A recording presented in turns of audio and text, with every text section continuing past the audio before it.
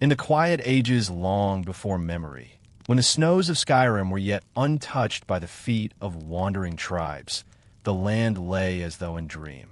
The mountains stretched their white shoulders into the sky, ancient and solemn, watching over valleys where rivers whispered their eternal songs. Pines stood unmoving, guardians of the frost, their branches catching the silver breath of the moons.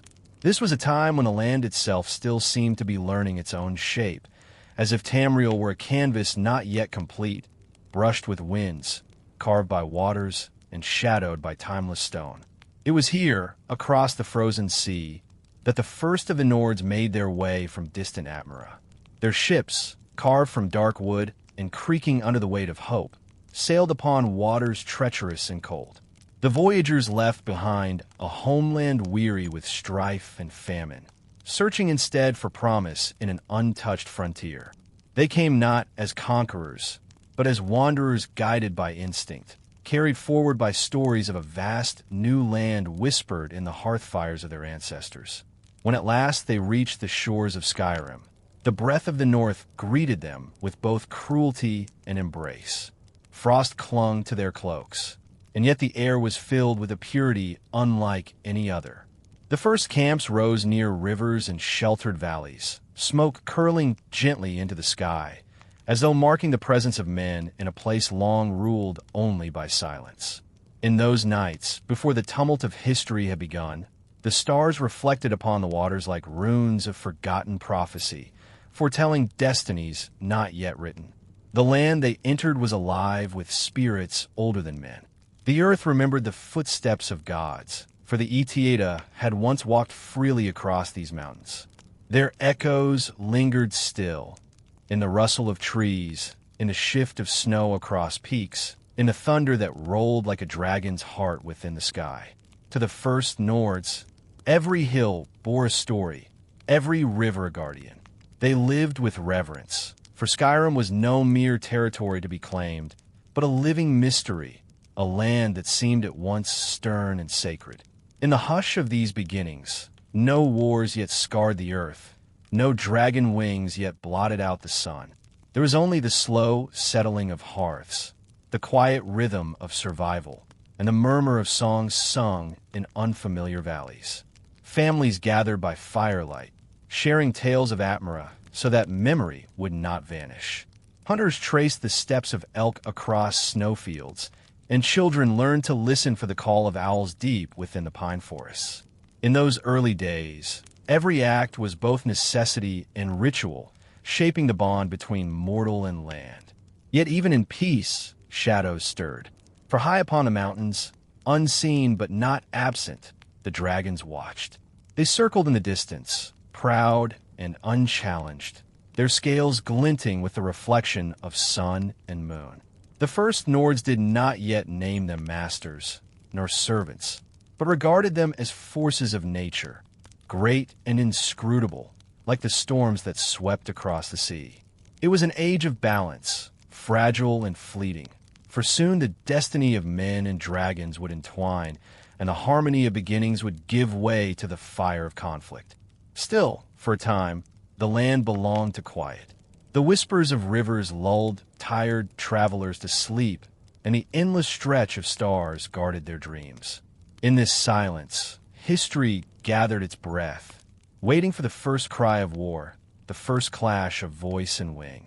But in those gentle days, Skyrim was but a cradle, a place where mortals rested, where mountains kept watch, and where the story of ages yet to come lay dormant, like an ember unkind led. Thus begins the tale, not in fire and fury, but in snow, silence, and the patient unfolding of destiny. As the Nords settled deeper into the valleys of Skyrim, they began to shape their lives around the rhythm of the land. Each passing season brought new trials, and each trial forged their people into something stronger. Winter's breath taught endurance. Summer's brief warmth brought gatherings of kin beneath the open sky. To these early settlers, Skyrim was not easily tamed, but they came to cherish its stern embrace. The people spoke of the mountains as guardians, stern but eternal, and of the rivers as teachers, flowing ceaselessly onward, reminding them that life too must move with patience. Their villages grew in quiet clusters, nestled among pines and stone, where smoke from long houses wove into the sky like threads of connection between earth and heavens. Here, life was simple but not unmarked by wonder. The voices of bards rose at night, carrying tales of ancestors across the crackle of fire. Warriors trained with axe and shield not for conquest, but for survival, learning to read the moods of wolves, the signs of storm, the dangerous shifting of ice. Every act was measured, every step upon the land made with care, for Skyrim did not forgive the careless. It was in these years, when the Nords were still few and untested, that the first whispers of the Dova began to spread more clearly among them. At times, a shadow would cross the moonlit sky, vast, terrible, yet silent. Hunters would return with stories of great wings gliding above the peaks, of roars carried upon the wind that made the mountains tremble. At first, these sightings were taken as omens, signs from the spirits that ruled Skyrim long before mortals set foot upon its snows. Yet slowly, reverence began to shift into fear, and fear into the beginnings of awe. For the dragons were not spirits alone, but living, breathing masters of the sky. Their forms cut across the horizon like burning comets, scales flashing in hues of fire, bronze, and obsidian. Some descended upon the tallest peaks, their presence like a crown upon the mountain itself. Others were seen circling far in the distance, watching, waiting, as though measuring the worth of these mortal intruders. To the Nords, it seemed as though the dragons were part of the land's very essence, drawn from the bones of the world and the breath of the heavens. And so, whispers turned to words, and words to songs. Among the people there arose both fear and reverence. Some believed the dragons to be gods who walked among them, the children of time itself, embodiments of the eternal.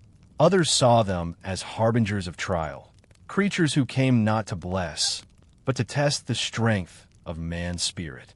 Fireside debates gave way to quiet rituals, small offerings of meat or drink left upon stones in the hope that the great beings would not bring ruin. Even before the first dragon descended to speak with men, the air of Skyrim was thick with anticipation, a waiting that stretched across winters and summers alike. Yet for all their might, the dragons did not yet claim dominion. They lingered at the edges, as though curious, as though patient. Men lived, worked, and dreamed beneath their gaze, unaware of how swiftly that gaze could harden into tyranny. For in the stillness of those days, a fragile balance held, mortals learning to love the land, and dragons poised in silence above them.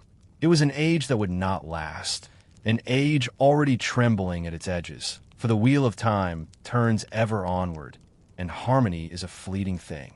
In the quiet before the storm, the people of Skyrim dreamed.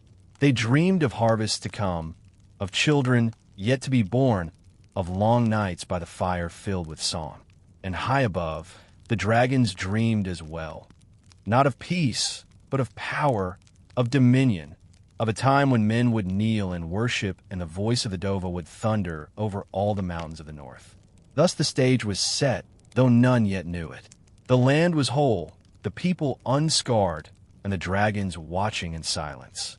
It was the twilight of innocence, the hush before the roar, the final breath of calm before Skyrim was swept into the age of fire and war. The silence of watchful wings could not last forever.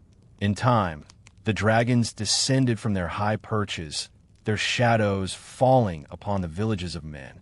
To the Nords, the sight was all made flesh, beings vast beyond comprehension, their scales shimmering like molten stone, their eyes burning with the fire of creation itself. When they spoke, their voices were not merely sound, but force, echoes of the voice that had shaped the world at the dawn of time. At first, the people trembled with reverence. They knelt before these mighty beings, believing them gods come to dwell upon the earth. The oldest among the Nords whispered that the dragons were kin to Akatosh, the great dragon of time, and thus eternal, unassailable, and worthy of worship. Temples of stone began to rise in their honor, carved from the bones of the mountains. Flames were kindled upon high altars, and offerings of food, gold, and blood were laid at the feet of dragon priests who claimed to speak with the voice of the Dove. These priests, chosen by the dragons themselves, became the intermediaries between mortal and immortal. Arrayed in robes of black and crimson, adorned with masks of gold and bronze, they ruled over the people with authority both sacred and terrible. In their hands, the dragons found loyal servants, and through them the mortals were bound into chains not always visible, but no less heavy. Each village, each hall, and each hearth soon fell under the gaze of dragon cults, whose rituals filled the night with smoke and chanting. The dominion of the dragons was not only spiritual, but physical. Their wings darkened the skies, their roars rolled like thunder across valleys, and their fire consumed all that defied them. Those who resisted found their homes turned to ash and their kin scattered upon the wind. The people learned swiftly that the Dova were not merely to be respected, but obeyed. Skyrim bent its knee, and the Age of Dragons truly began. Yet even in their subjugation, the Nords felt a strange mingling of terror and wonder. For to live beneath the dragons was to live in the presence of beings whose very existence defied mortal understanding. When a dragon alighted upon a peak, the mountain itself seemed to bow. When a dragon spoke, the air trembled as though the world itself acknowledged their dominion. Many mortals, drawn by fear or awe, entered into service willingly, believing that to serve the dragons was to be sheltered by their power, to share in a fragment of their eternity. But beneath the grandeur, there was cruelty. Tributes were demanded, sacrifices offered, and labor extracted to build monuments of stone that still stand in ruins today. Temples that pierced the sky, their walls carved with runes of worship, their halls echoing with the whispers of the past. Mortals toiled ceaselessly, carving their devotion into rock, inscribing upon Skyrim itself the mark of dragon rule. And yet, even in this time of unquestioned power, a quiet unease began to stir. Some wondered if gods should demand such suffering, if eternity must always wear the mask of flame and ash. The first seeds of doubt lay hidden within the hearts of mortals, small as embers, fragile as whispers. The dragons, proud in their dominion, saw not the patience of men, nor the quiet strength that endures even under chains. Thus did the Age of Dragons dawn, radiant and terrible. Skyrim lay beneath wings of fire. Her people bowed in awe and fear, her skies alive with the thunder of voices older than the mountains themselves. And though the night was long and heavy, within it a faint glimmer of dawn already waited, unseen, beyond the horizon of time. The dragon priests grew ever stronger, their power woven into every part of life. To the people, they were not merely leaders, but living bridges between the mortal and the divine. Clad in fearsome masks wrought from metal and enchantment, their faces became as hidden as the truths they carried. Each mask was a symbol of eternity, a reminder that the priests served not themselves, but the eternal flame of dragonkind. When they spoke, their words were heavy with authority, and no one dared to question. To obey was to live, and to live was to serve. Under their guidance, vast temples rose in stone and ice.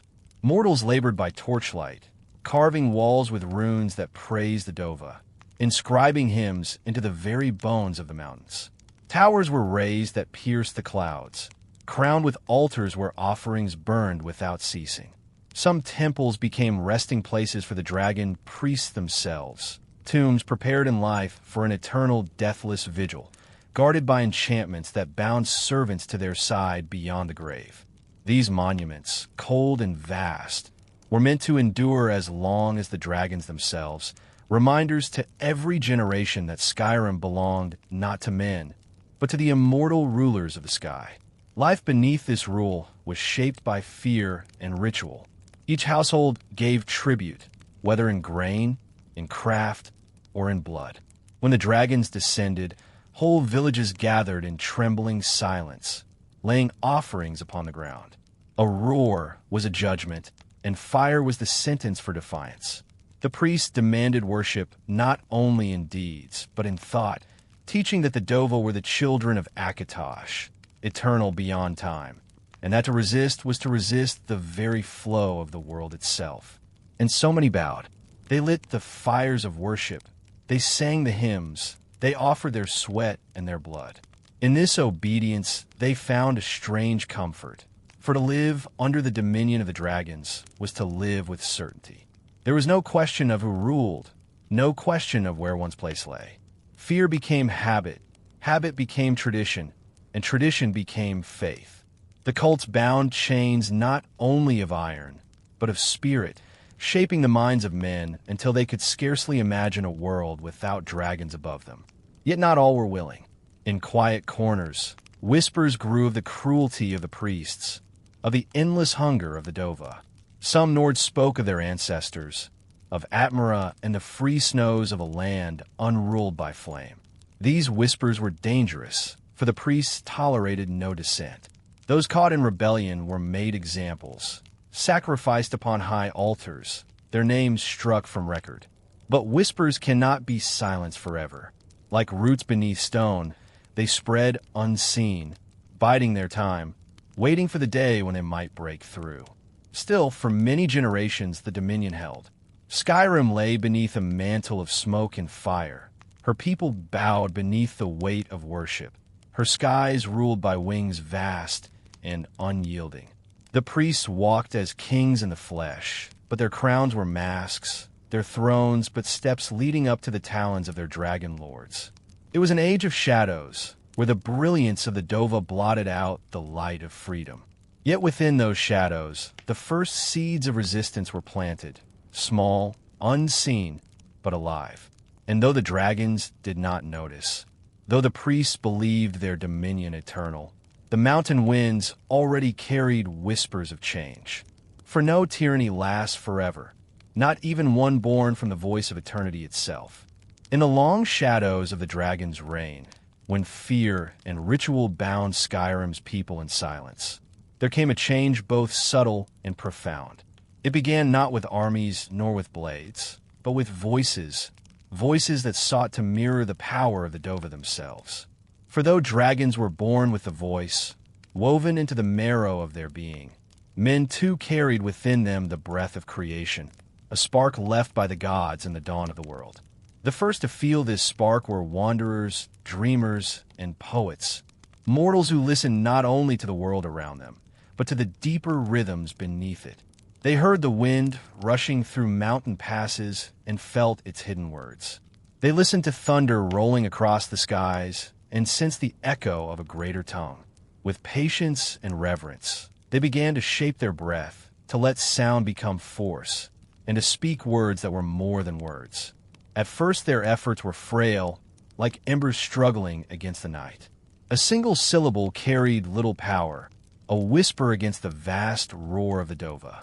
Yet even in these first attempts, there was wonder. For when a man's voice echoed with true intent, the air itself shifted. A rock trembled. A fire leapt higher. Snow fell in sudden flurries. These small miracles were the beginning of a path that would change Skyrim forever. The people called these gifted ones the tongues. They were few at first, scattered across villages and halls, misunderstood by those around them. But word spread quickly, for in an age where the dragons' voices could shatter stone and summon flame, the idea that mortals might wield even a fraction of that power was both hope and danger. The priests scorned them, declaring their voices heresy. Yet among the common folk, whispers grew. Perhaps the voice was not only the gift of the Dova, but a gift meant also for men. The tongues themselves were cautious, for they understood the weight of their power. They spoke sparingly, testing their voices in hidden glades and upon high peaks where no ears could hear. Some learned to call winds, to summon storms that rattled the pines. Others found that a single word, spoken with true understanding, could push an enemy back or kindle courage in the hearts of allies. It was not mastery, but it was a beginning, and in that beginning lay the seeds of rebellion. For For the voice was more than a weapon. It was balance. It was the reminder that mortals were not powerless, that within them lay echoes of the divine. Each shout, each syllable of power, was a defiance against the silence imposed by fear. And though the dragons still ruled, though the priests still demanded worship, a new current stirred beneath the surface of Skyrim's submission. The tongues gathered quietly, drawn to one another as rivers converge in the sea. They shared their knowledge, taught one another the discipline of breath and word, and began to weave the first fragile songs of power. To learn the voice was no simple feat. It demanded patience greater than any warrior's training, discipline deeper than any priest's ritual. A single word might take years to master, each syllable forged not only in the lungs, but in the spirit. Yet those who endured found themselves forever changed. Thus, in the stillness of oppression, a quiet strength began to rise. No armies yet marched, no banners yet flew, but the voice had awoken in the hearts of mortals. The dragons, proud and watchful, had not yet seen its full shape. The priests, cloaked in their masks, did not yet hear its gathering echo. But the mountains heard, and the winds carried it. Skyrim itself seemed to stir, as though the land knew that in these fragile voices lay the promise of a future unbroken by fire. The age of rebellion had not yet come, but its first breath had been spoken. The tongues did not rise openly at first. Their gift was a fragile flame, one that could be extinguished swiftly if brought too soon into the harsh winds of tyranny. Instead, they whispered their words into hidden valleys and high mountain passes, gathering in secret where the priest's eyes could not reach. There, beneath the stars, they practiced the shaping of breath, each syllable carrying with it both danger and promise. The common folk began to notice.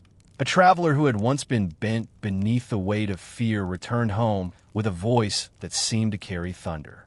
A hunter who had always walked quietly through the woods suddenly spoke a word that sent wolves scattering in terror.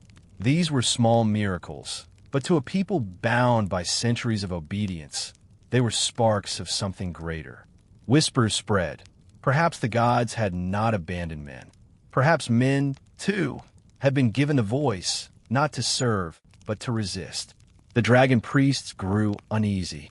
They felt the tremors in the order they had built, though they did not yet grasp their full meaning. To them, the voice was sacred, the sole domain of the Dova. That mortals could wield, it was a blasphemy that threatened the foundation of their dominion. In response, the priests tightened their grip. Tributes grew harsher, punishments more cruel, and the fires of sacrifice burned higher in the night. Yet the more they sought to silence dissent, the more the murmurs of defiance grew. For the people had tasted hope, and once hope takes root, it cannot be so easily torn away. The Nords began to look to the tongues not only as wielders of strange power, but as symbols of a future beyond servitude. Around hearth fires, in low whispers, stories were told of a day when men might stand against dragons, when voices of flesh could meet the thunder of wings. These stories were half dream, half prophecy, yet they spread from village to village, carried on winds as ancient as the mountains themselves. The tongues, though few, felt the weight of this hope pressing upon them. They were not yet ready to wage open war, for their mastery was still young, their understanding incomplete. To wield the voice was to walk a path of immense discipline. Too much emotion, and the shout would falter. Too little, and it would carry no force. It was a power that demanded balance, and many who sought it failed, their voices breaking like waves against rock. Yet those who endured grew stronger, their breaths honed like blades of air, their words heavy as stone. And so the stirrings of resistance grew not in banners, but in breaths, not in armies, but in voices. The mountains themselves seemed to listen.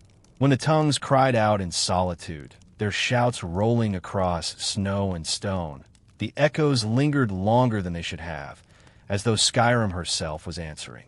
The land, ever stern and watchful, seemed to awaken in sympathy, readying itself for the trials to come. Still, The dragons remained unchallenged, their wings unbroken, their fires unquenched. They did not yet see the storm gathering below, for to them men were but fleeting shadows, fragile and powerless against eternity. But in the silence of hidden places, mortals were learning to speak with power. Their voices, once small, were becoming thunder. Their whispers, once fearful, were becoming songs of defiance. Thus the first chords of rebellion were struck, not upon harp or drum, but upon breath and word. It was not yet war, but it was awakening, a stirring that promised the old order would not endure forever. The dawn was still far off, but its light had begun to touch the peaks, unnoticed by those who believed the night eternal. The dragon cults had grown like roots across the land, binding villages, towns, and mountains into the service of their masters. To the people of Skyrim, the cult was everywhere, in the towering temples whose shadows fell over valleys, in the rituals whispered at night by torchlight, in the very breath of daily life. There was no season untouched, no harvest unmarked by sacrifice. Beneath the wings of the Dova, the priests ruled with voices that carried both reverence and dread. The dragon priests were not men as others were, chosen in youth for their strength, cunning, or devotion. They were taken into the service of the dragons and reshaped by rituals that bound them body and spirit. Arrayed in masks of carved stone, gold, or bronze, each became faceless to the world. Their identities dissolved into their office. They were no longer individuals, but vessels of the Dovia's will, living embodiments of the eternal flame. Their voices carried authority sharper than blades, and their presence alone was enough to silence halls filled with hundreds.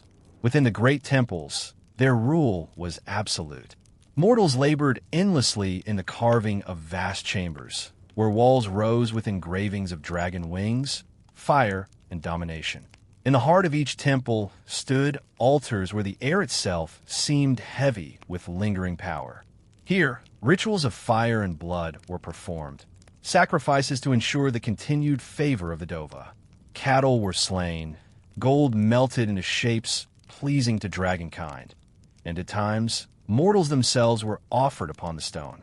Smoke rose through vents to the sky, a signal to the masters above that devotion had not waned. The temples were more than places of worship. They were fortresses of control. Priests decreed the laws of villages, deciding who might wed, who might be punished, who might live or die. Their word was unchallengeable, for behind them loomed the threat of dragons whose wrath was swift and merciless. In many places, the line between priest and king was blurred entirely. To live under the shadow of a temple was to live in chains unseen yet deeply felt. The rituals extended beyond the physical. Through chants and enchantments, the priests bound themselves to powers that blurred the boundary of life and death. Some whispered that their masks were not mere symbols but conduits of power, storing fragments of the dragon's will. Others believed the priests bargained with forces older still, drawing upon the bones of the world to ensure their dominion endured. Whatever the truth, their presence was suffocating. Even in silence, their masks seemed to watch, their unseen eyes burning with eternal vigilance. For the common folk, life became ritual itself. Each sunrise was met with prayer, each harvest with offering, each death with sacrifice. Songs were no longer merely for hearths, but for temples, where choirs of mortals sang praises to their scaled lords. Even children learned early to bow when a shadow passed overhead, to speak words of reverence when priests approached. Fear became tradition, and tradition became worship, until the people themselves began to forget where obedience ended and devotion began. Yet within this rigid order, unease lingered like smoke that clings to the rafters. There were those who questioned the endless demands, who wondered whether gods should require such ceaseless blood and toil. They did not speak their doubts openly, for to do so was to court death. But the questions remained, hidden in the silence of thought, waiting for a time when they might find voice. And so the dragon cults reigned, vast and unyielding, their temples rising from mountains like frozen storms of stone. Their chants echoed across valleys, their fires burned through the night, and their dominion seemed unshakable. To all who looked upon them, it appeared as though this rule would endure for eternity. But eternity is never as certain as it appears. Beneath the temples, the world split into two currents: those who served within the cult's warmth, and those who suffered under its demands. The favored learned ritual and power. They wore masks and walked lit halls where torches never died. Service brought bread, a roof, apprenticeships in song and chant, and the fragile dignity of being chosen. In festival seasons they paraded in robes, their faces veiled behind metal and rune, and the people cheered, whether from love or fear.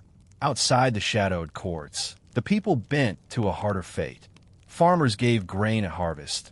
Hunters watched prized beasts taken for offering, and children, beautiful, clever, or strong, were taken into temple service. Tribute hardened into law, and habit into liturgy, until daily life itself resembled an offering. Cottages leaked while towers rose. Songs once of hearth became hymns of supplication. Where favor fell, halls rose and markets prospered. Where it did not, fields thinned and bellies hollowed. Masks did not always make monsters of men. They made them symbols. Many who donned them had been taken young. Children shaped by chant and discipline until names were forgotten. They learned measured speech and ritual cadence. In the hush of night, some priest would sit alone and remember a mother's hand or the warmth of a harvest hall. The division showed itself in daily textures. Priests moved with measured gait. Peasants moved with bowed backs.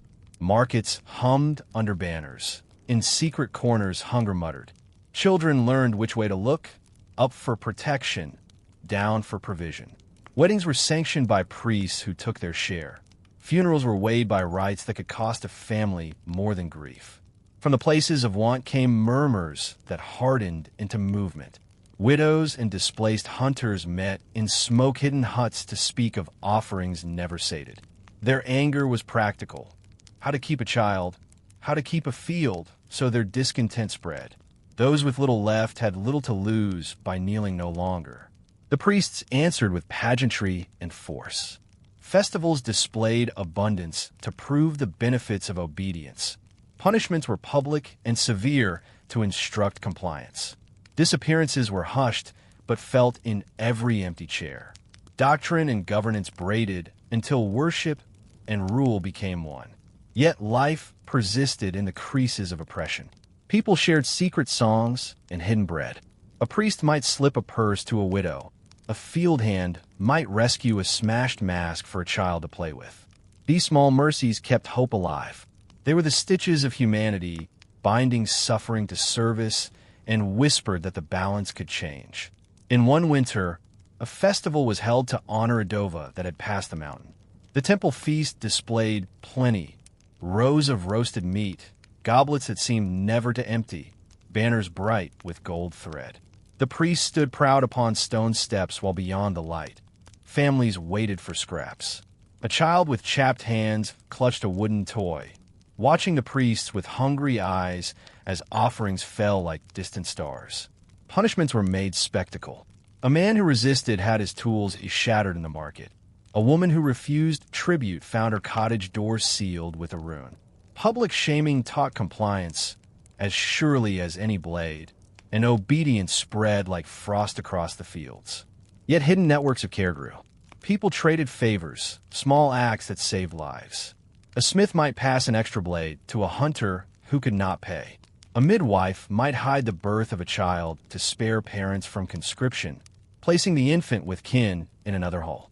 These quiet conspiracies of compassion bound the community, strengthening the bonds the cult sought to snap. Thus, the division between those who wore power and those who bore its cost did more than divide. It became the fuel of an age. Resentment stacked like dry wood. Small mercies kindled courage, and pragmatic anger taught strategy. Under temple shadows, choices gathered, waiting for voices ready to meet the roar of the sky. There's a name that trembles through the oldest stones of Skyrim: Alduin. Even to speak it softly is to feel a chill travel like wind along the spine of a mountain.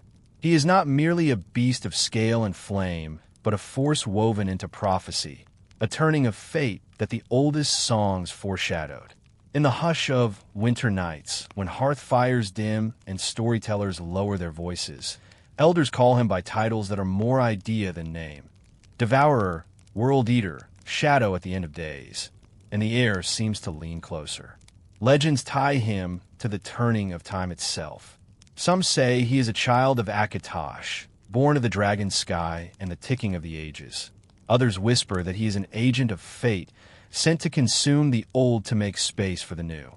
Prophecy, like river ice, fractures light and meaning, and men have always quarried it for comfort.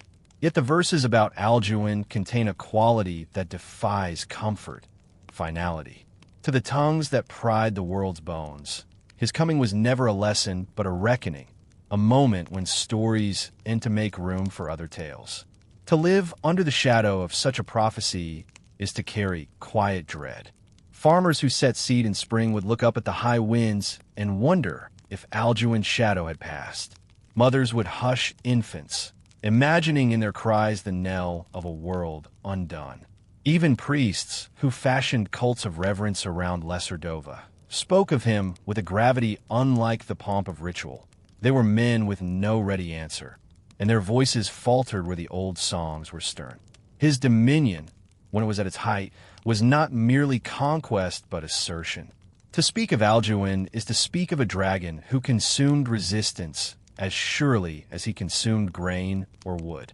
He wrecked halls and unmade lines of descent, unthreading the bonds that held families and clans in place. Where his shadow fell, the earth remembered its ancient hunger. Fires leapt, oaths were broken, and the old runes seemed to tremble as though the very script of the world uncoiled. The dread of Alduin was not only the fear of flame, but the fear of erasure. To be devoured by him was not only to die, but to have one's name and deeds folded away like words in a lost book. The idea of oblivion, more than pain, sharpened courage into resistance for some, and for others it stilled the heart. Yet across the frozen centuries, the stories show a strange thing.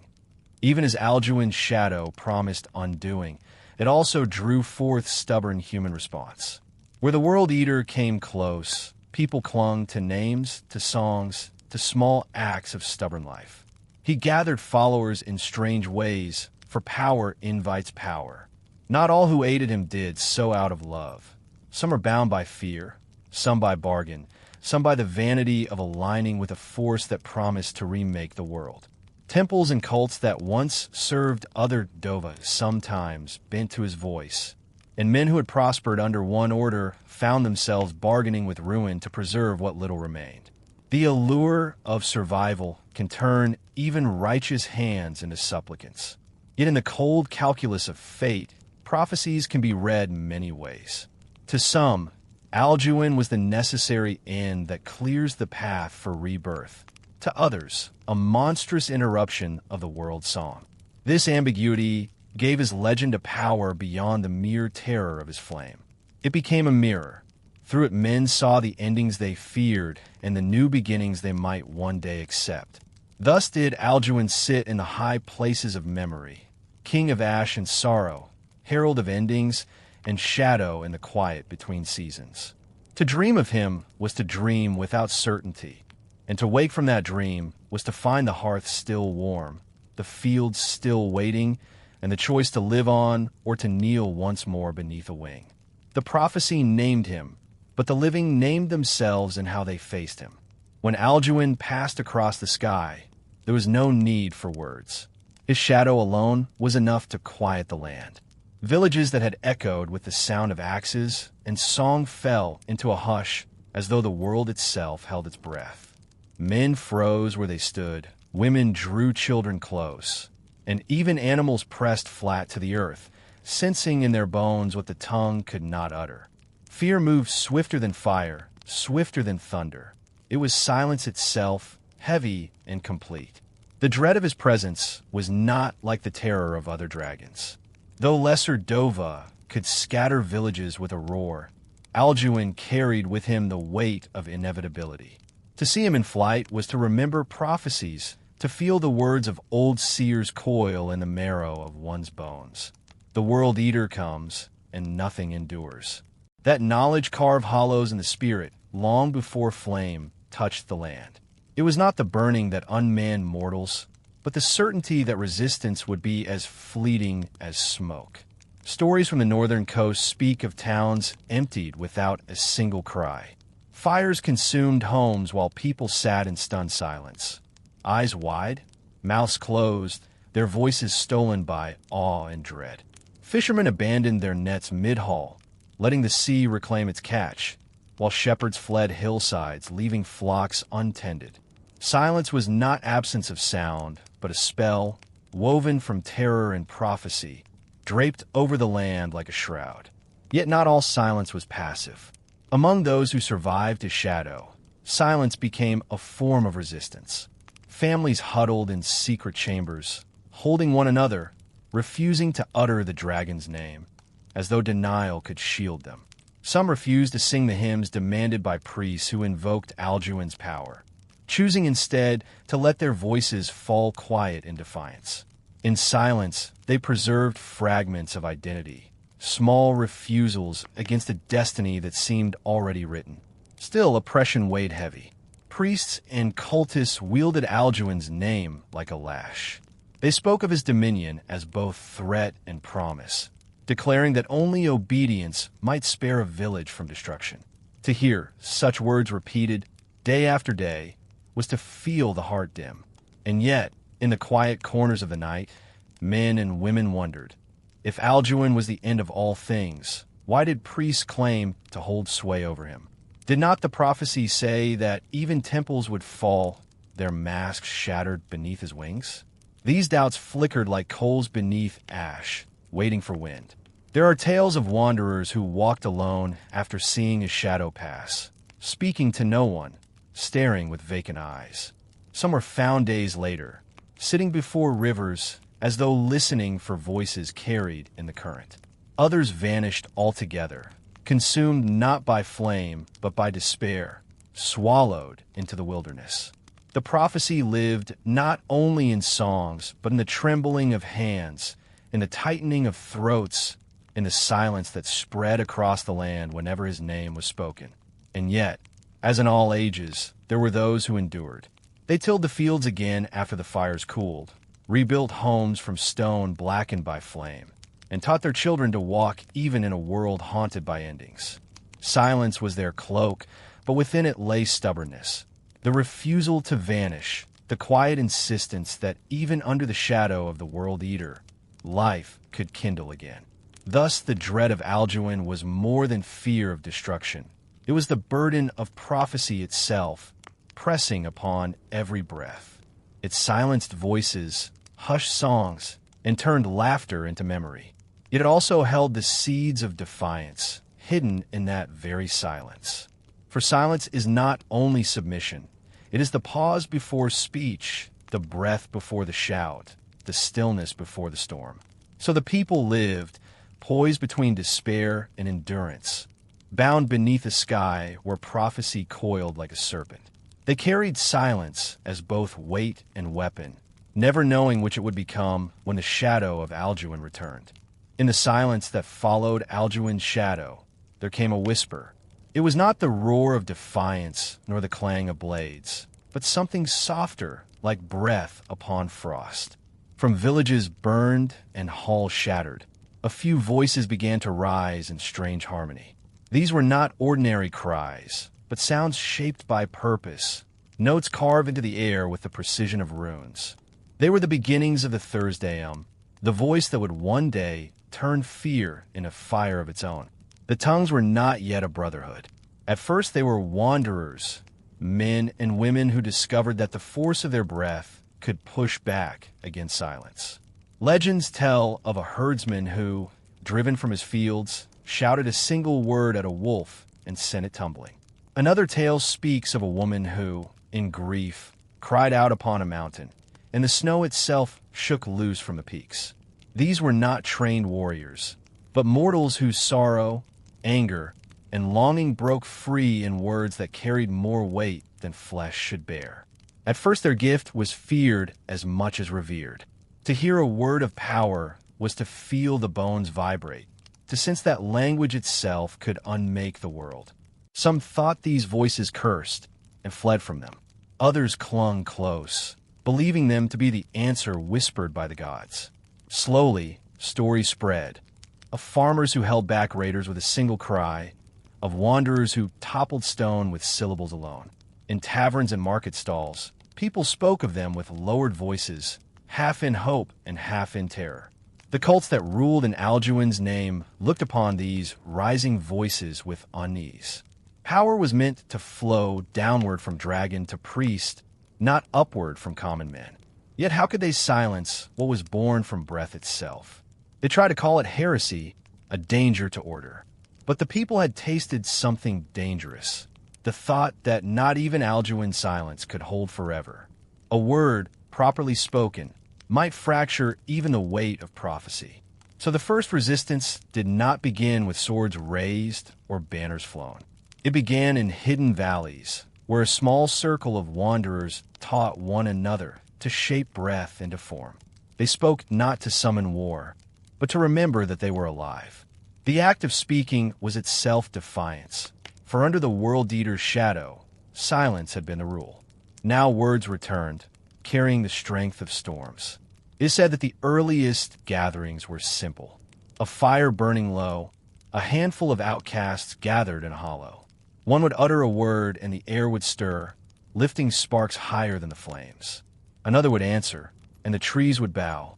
There was no doctrine, no temple, only the shared recognition that voice could wound or heal, destroy or defend.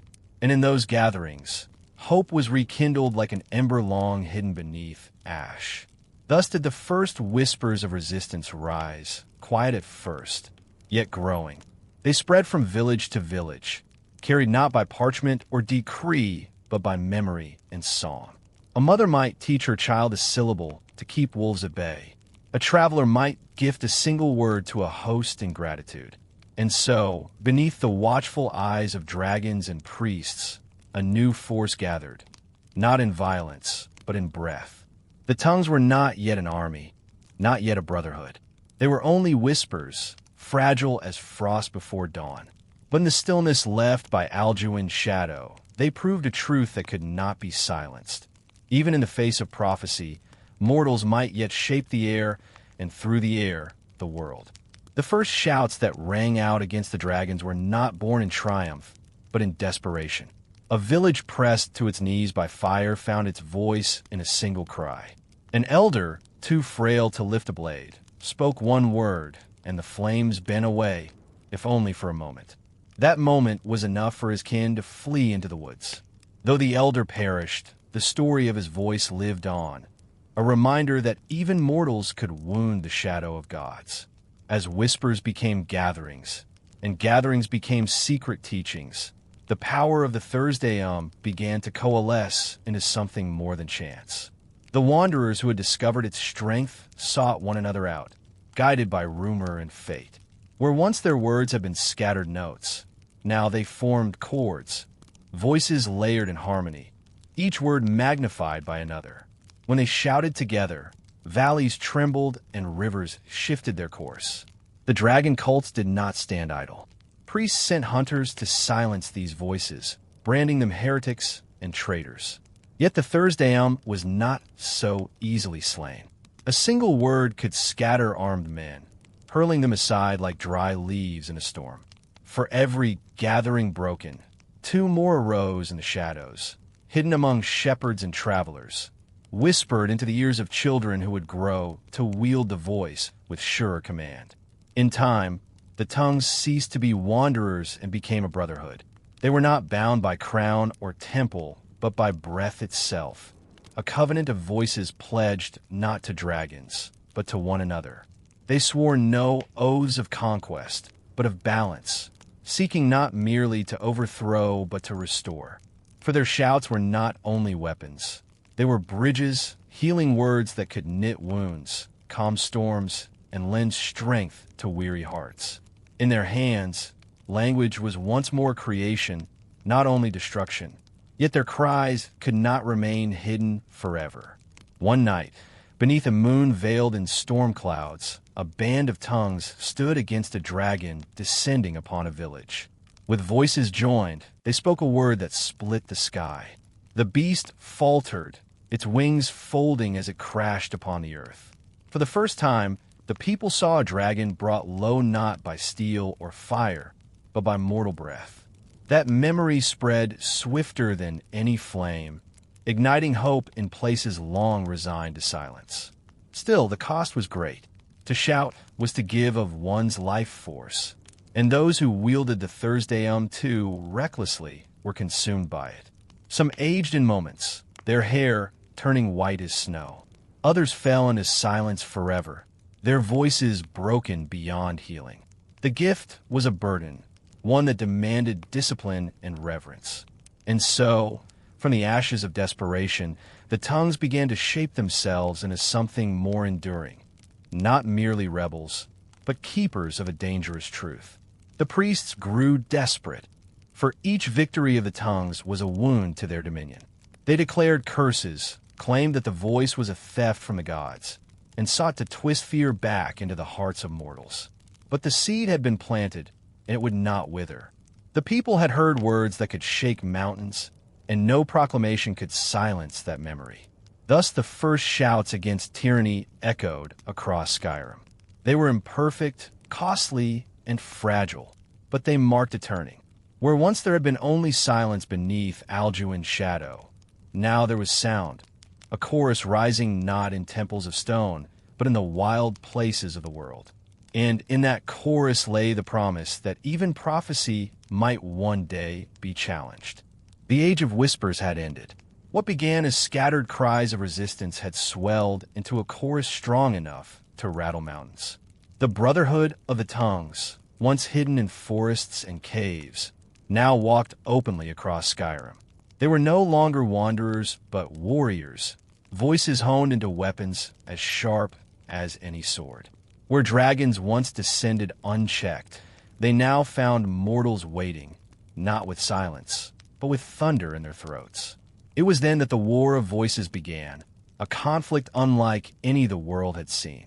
Armies clashed, yet their steel was made secondary to the sound that rolled across the battlefield. Words became storms, and storms became war.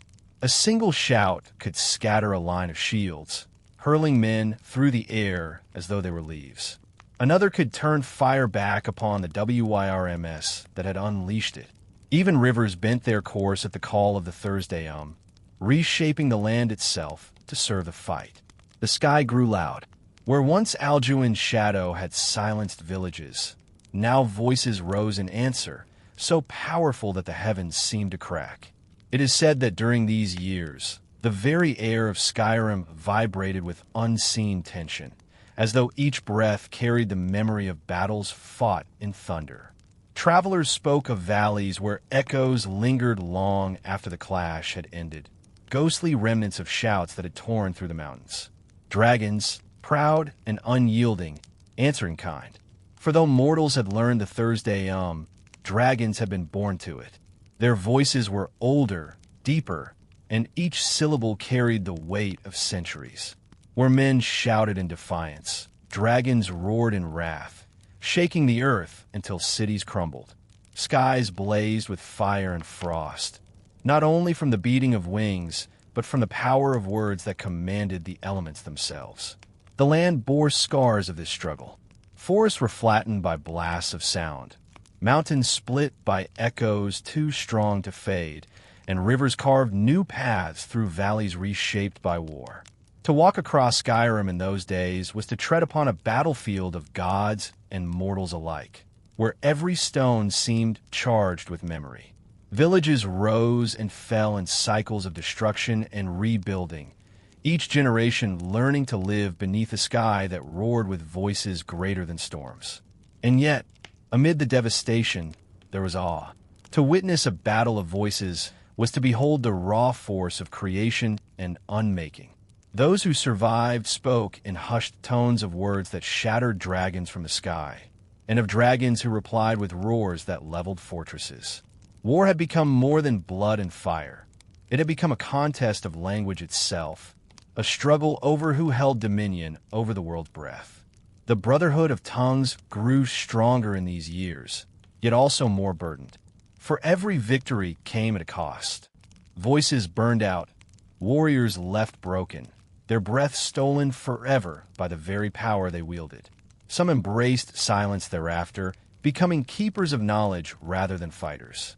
Others perished, consumed by shouts that demanded more life than one body could give. The thu'um was no ordinary weapon. It was both gift and curse, demanding reverence with every syllable. Thus the war of voices raged, not only across the fields of Skyrim, but across the souls of its people. For with each battle, the question deepened. Was this power a tool of liberation, or did it risk becoming a tyranny of its own? The answer would shape not only the war, but the destiny of all who dared to raise their voice beneath the shadow of Alduin. The War of Voices was not merely a clash of mortals against dragons. It was the collision of two truths, each spoken into the fabric of the world. The dragons claimed dominion, their roars carrying the weight of eternity. Men answered with voices newly awakened, fragile yet fierce, declaring that the breath of life belonged not only to the heavens, but also to the earthbound. In each battle, the air trembled between these competing cries, as though the world itself strained to decide which truth would endure. When a dragon roared, the sound was more than fury. It was ancient law given form, a command that bent the elements to its will. Fire leapt not from jaws alone, but from syllables older than stone. Frost flowed from words that froze the marrow of those who heard them. Wings were vast, but the true weapon was the voice, each utterance heavy with the authority of beings born from the bones of creation itself. Mortals answered with cries that were smaller, yet in their smallness lay defiance. To shout was to declare, "We are here, we endure, we will not bow." At first their voices faltered. Shouts broke unevenly, syllables scattering like sparks in a wind. But as the brotherhood grew in strength and discipline, their words sharpened. Each battle was practice, each retreat a lesson, until their voices struck with a precision that rivaled the dragons themselves. The fields of Skyrim became theaters of thunder. Villages trembled as battles unfolded above them, words echoing louder than storms. A mountain pass might ring with cries for hours after combat ended, the echoes twisting through stone like living things. Rivers boiled when fire and frost collided, and plains cracked open where sound had struck too fiercely. Men and dragons alike bore scars not only upon their bodies, but upon the land itself. Still, no victory came without loss. The thu'um drew deeply from those who wielded it, and many fell with voices spent. Some warriors were remembered not for the battles they survived, but for the single shout that turned the tide. Dying as their last word left their lips, their bodies falling silent even as their cry lived on in memory. Songs grew around such sacrifices, and the people of Skyrim whispered them to children, so that even in mourning they might learn courage. The dragons, for all their strength, were not unscathed.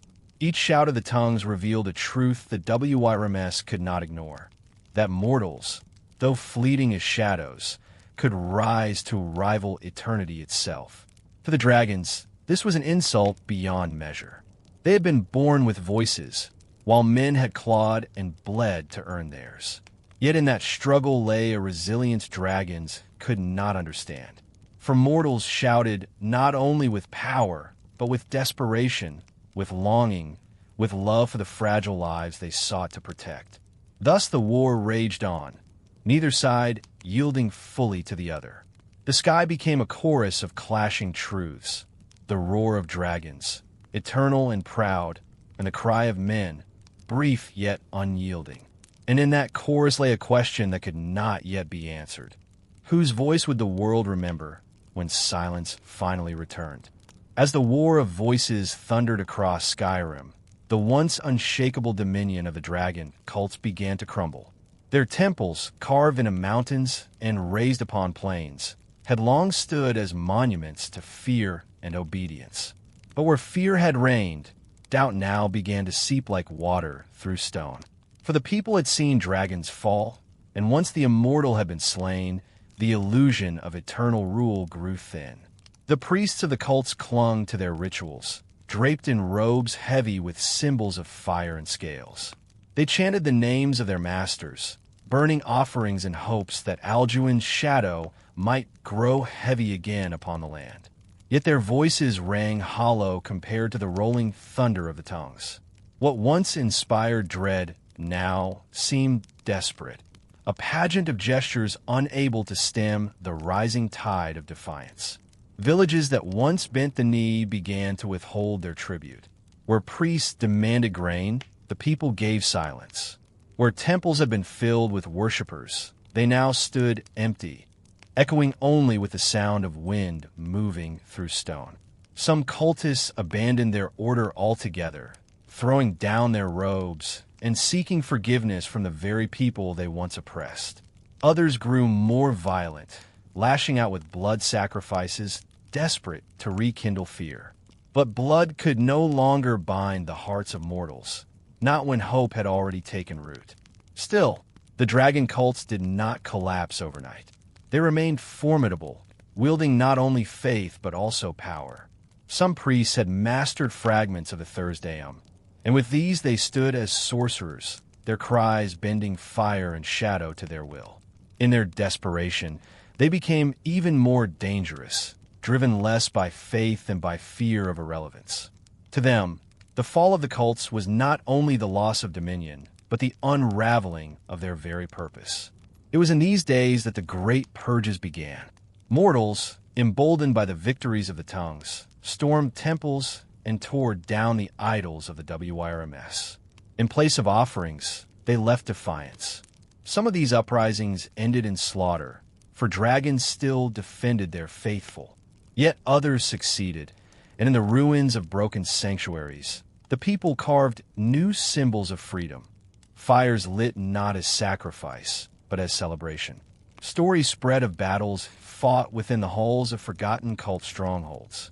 In caverns where once blood had been spilled in the dragon's name, the tongues raised their voices, filling the stone with echoes that shattered columns and brought the ceilings down upon their enemies. In such moments, it seemed as if the very world had turned against the cults, eager to erase their memory. But even as their power waned, the priests whispered of prophecy. They spoke of Alduin not as a god of the present, but as a god of return, a force that would rise again when the world had grown weary. Though defeated, they claimed the cycle could not be broken, only delayed. In this, they found grim solace, believing themselves guardians of a truth that mortals would one day be forced to acknowledge. Thus the dragon cults faced their twilight. Not yet gone, but no longer supreme, they lingered like shadows cast by a dying fire. Their cries grew weaker, their temples emptier, but their faith did not vanish entirely. In that stubborn clinging, in the promise of Alduin's return, lay the seed of remembrance that would echo across eras yet to come. The fall of the dragon cults was not swift, nor was it without sorrow. Their temples, vast and imposing, had stood for generations, carved into mountainsides and raised upon high cliffs where they gazed across the valleys like stone guardians. Within their walls, fire had burned for centuries, and voices had chanted endlessly in praise of the dragon gods. To see such places silenced was to witness more than the collapse of tyranny. It was the unmaking of an age. Yet silence came, slow and steady, carried upon the breath of rebellion. Mortals no longer entered the temples to kneel. They came with axes and torches, with voices sharpened by defiance. The air that once rang with hymns to Alduin grew heavy with the echoes of battle. Idols of gold and stone were toppled, their faces broken upon the floors they had once been raised above. In some halls, the cries of the tongues reverberated until the ceilings cracked, stones falling like the judgment of the divines themselves. The priests resisted with all that remained to them. Some wielded fragments of the thu'um, hurling fire or ice against the intruders. Others called upon dark rites, summoning shadows to fight in their stead. But desperation weakened them, and faith alone could not shield them from the tide that swept through their sanctuaries. One by one, the strongholds fell. Those who survived were cast into exile, wandering as broken figures, muttering prayers to absent masters. Among the common folk, stories spread quickly of these triumphs. Fires were lit in village squares not as offerings, but as celebrations. Songs were sung of brave farmers and hunters who took up arms alongside the tongues, storming the temples that had long demanded their obedience. Where once fear had bound them, now pride filled their voices. The land itself seemed lighter, as though the shadow of dragon rule had lifted at last. But the victories carried grief as well. For every temple destroyed, lives were lost in great number. The priests fought savagely, and dragons defended what they deemed theirs. Villages burned, families were scattered, and fields lay ruined where battles raged. Freedom was bought dearly, and many mourned even as they rejoiced. Such is the nature of endings, that liberation and loss often walk together. In the aftermath, the ruins stood as monuments to both defiance and memory. Travelers spoke of silent halls where the air still seemed to hum faintly with old chants, as though the stones themselves remembered. Some feared to tread near these places, whispering that the cults had left curses upon their sanctuaries. Others saw them as holy ground, reminders of what had been endured and overcome.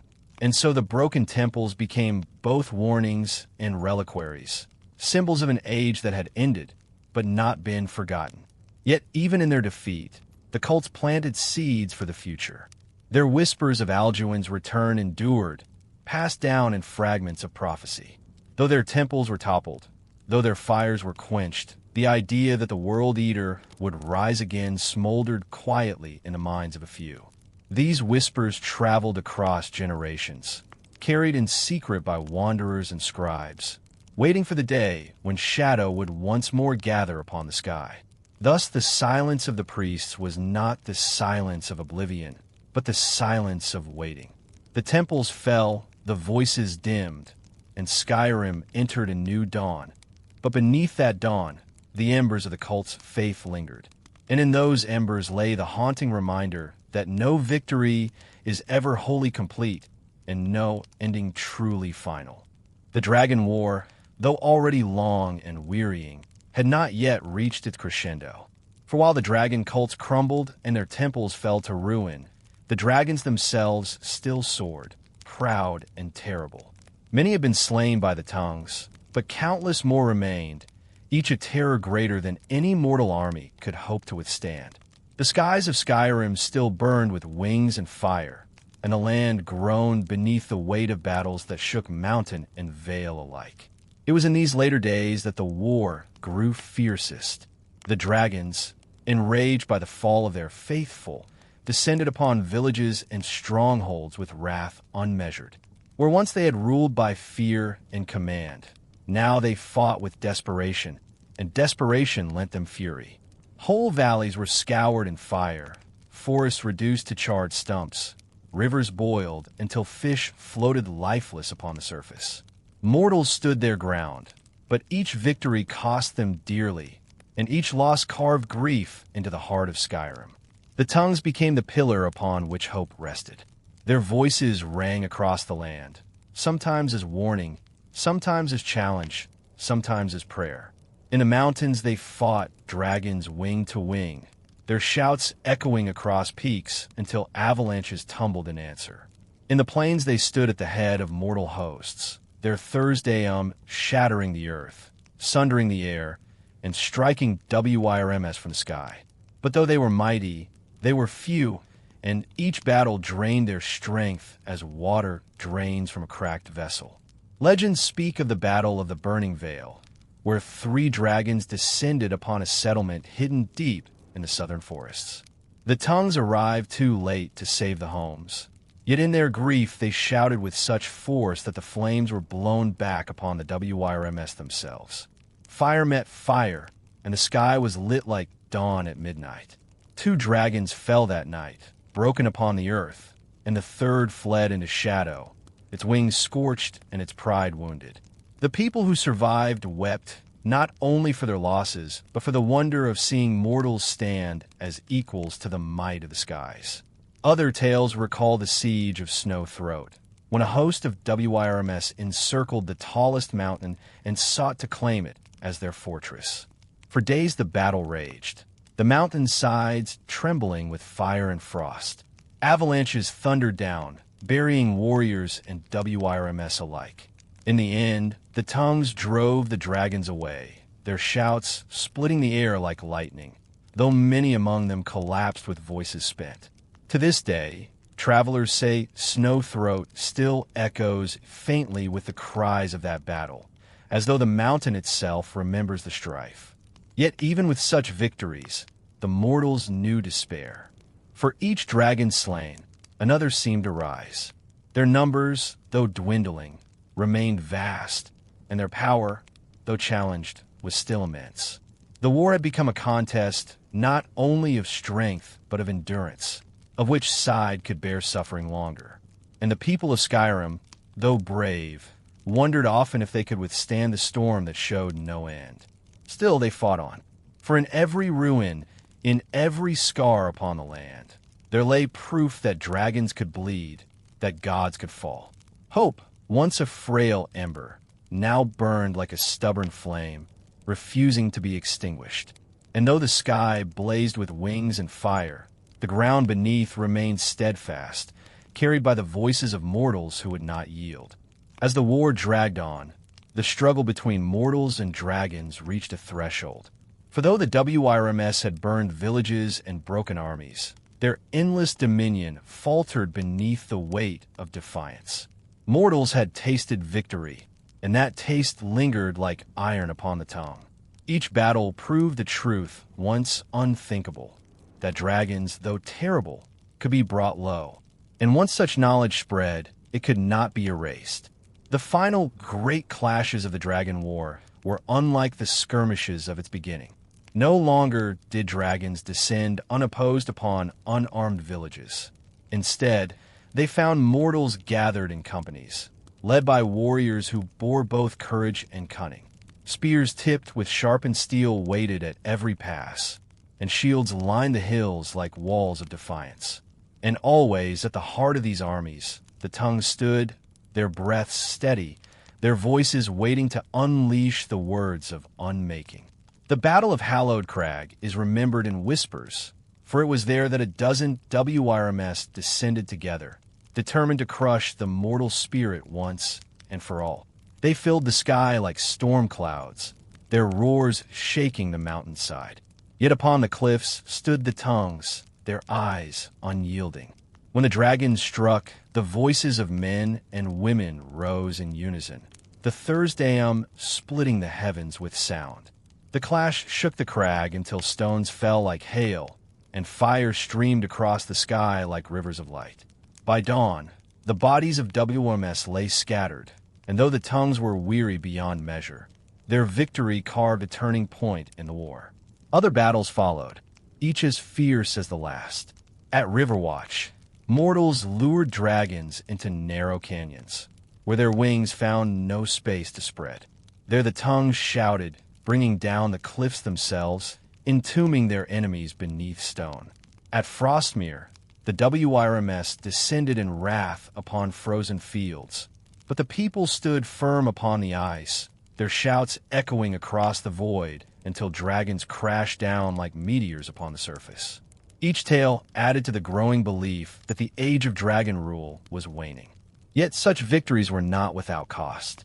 The mortals who fought in these last battles bore scars deeper than wounds.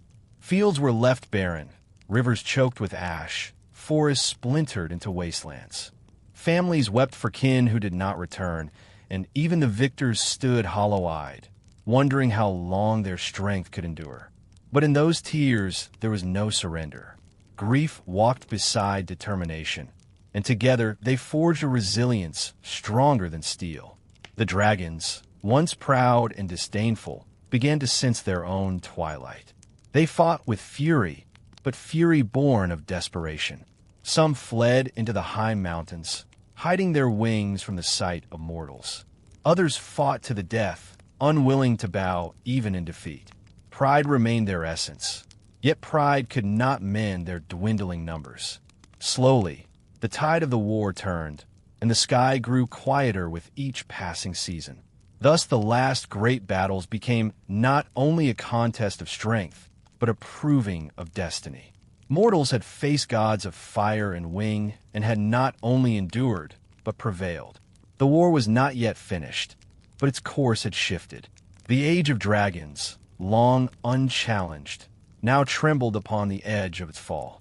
When at last the skies began to clear of fire and wing, a hush fell upon Skyrim. It was not the silence of peace, nor the silence of victory alone, but a silence deep and heavy, as though the very land paused to breathe after long years of torment.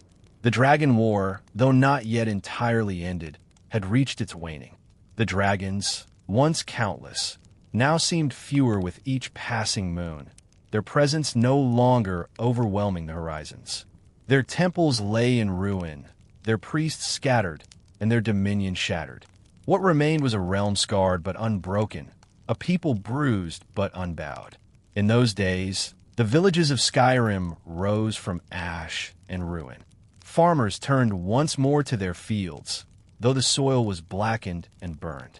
Hunters returned to the forests, though many trees lay as skeletal remains. Slowly, the rhythms of life returned, tentative and fragile. The people carried within them the memory of fire, yet they walked forward, knowing that survival itself was triumph. Their stories, told by firelight, kept alive the names of the fallen, so that those who had given their lives in the struggle would not be forgotten. The tongues, too, bore the weight of what had been endured. Their voices, though mighty, were wearied from long battle. Many who had shouted against dragons now found their voices broken, their power diminished, their throats forever scarred by the force they had unleashed. Yet they did not lament their sacrifice, for they knew it had turned the tide of history. Among the people, they were honored as champions and guardians, though the tongues themselves spoke little, for they had learned that power, even wielded for liberation, carried a cost. Legends tell that in these quiet years, the thu'um began to change in its place among mortals. No longer was it seen only as a weapon, but as a mystery, a force to be pondered rather than brandished. Some whispered that the voice should be kept sacred, reserved for prayer and meditation rather than for the destruction of foes. Others argued that it must always remain a shield against tyranny, lest the dragons or their like return. This tension lingered, unresolved, shaping the way future generations would regard the power of the voice. The land itself seemed to shift beneath the dawn of this new age. Rivers that had boiled now ran clear once more. Meadows sprouted where ash had fallen thickest. In the mountains, the cries of dragons grew distant, until at last the skies seemed vast and open, unshadowed by wings. The people of Skyrim, though wary, began to lift their eyes upward without fear, to see stars instead of fire, and to wonder what the future might hold beyond survival. But even as peace spread its fragile roots, there remained unease. For though the war had broken the dominion of the dragons, whispers endured of their return. Sages spoke in hushed tones of Alduin, the World Eater, whose hunger would not be sated by defeat. Prophecies lingered, hinting that the silence of the present was but a pause, that one day the sky would blaze once more. These murmurs did not stop the people from rebuilding, but they tempered joy with caution, as though a shadow remained just beyond the horizon. Thus, the dawn of this new age was both a blessing and a burden. The people stood free of chains, yet bound by memory. They walked into peace, yet carried scars of war. And though the dragons had fallen silent, their echo lived on, in the stones of ruined temples, in the dreams of those who had fought, and in the sky itself, which seemed always to remember what it had once held. In the long years after the final battles, the Dragon War passed from memory into story, and from story into legend. Yet its mark remained upon the world, carved into stone, sung in quiet verses, whispered at hearthsides. For though the dragons had been cast down, their shadow lingered in the lives of those who had endured their reign. The people of Skyrim carried within them a memory older than themselves, the memory of fire in the sky, of voices that shook mountains, of courage that rose where none thought it could. Temples once filled with dragon cults became ruins, overgrown with ivy and moss. Some were avoided as cursed places, while others became sites of quiet reverence, reminders of the struggle that had reshaped the world. Travelers who walked among those broken halls would often claim they felt a strange silence there, as if the stones themselves still listened for voices that would never return. In these ruins, history and myth wove together, until it was hard to tell where truth ended and legend began. The tongues withdrew from the turmoil of war into lives of contemplation. Many believed that the voice should no longer be a tool of constant battle, but instead a path toward harmony with the world. Some climbed to remote peaks, choosing solitude over the clamor of mortal affairs. They became keepers of silence, guardians not only of power, but of restraint. In time, this reverence for the voice would shape the graybeards, who sought not dominion, but wisdom, teaching that true mastery of the thu'um lay not in the loudness of one shout, but in the depth of one silence. Among the people, tales of a dragon war were told to children as both warning and inspiration. They spoke of dragons as tyrants who ruled with fire, yet also as beings of wonder and majesty, terrible but unforgettable. They spoke of mortals who, though fragile, stood against gods and prevailed. These stories became the foundation of Skyrim's spirit, a reminder that even against impossible odds, the will of mortals could shape destiny. The war became not only a tale of survival, but a hymn to resilience. Yet even in legend, unease remained. Prophets and dreamers spoke of Alduin, the firstborn, who had not fallen with his kin. His fate was shrouded in prophecy, and whispers told that one day he would return to devour the world, as was his nature.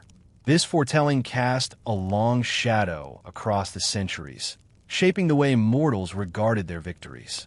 For though they had endured, they wondered whether their struggle had truly ended, or if it was but a pause before a greater trial. And so the legacy of the Dragon War was twofold.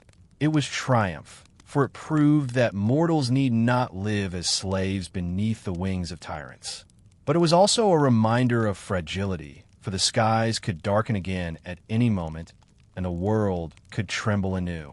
The songs of Skyrim became hymns of vigilance, celebrating freedom while warning of its cost. The ruins stood as both monuments and cautions, teaching that power, whether mortal or divine, must be tempered with wisdom. In time, centuries would pass, and the war would become distant, a memory held by stones more than by living hearts. Yet the spirit it forged never faded. Whenever the people of Skyrim looked to their mountains, they remembered that once, against all hope, mortals had faced the fire of the heavens and survived. And in that memory, they found not only rest, but strength, a quiet faith that even should the sky blaze once more, they would endure.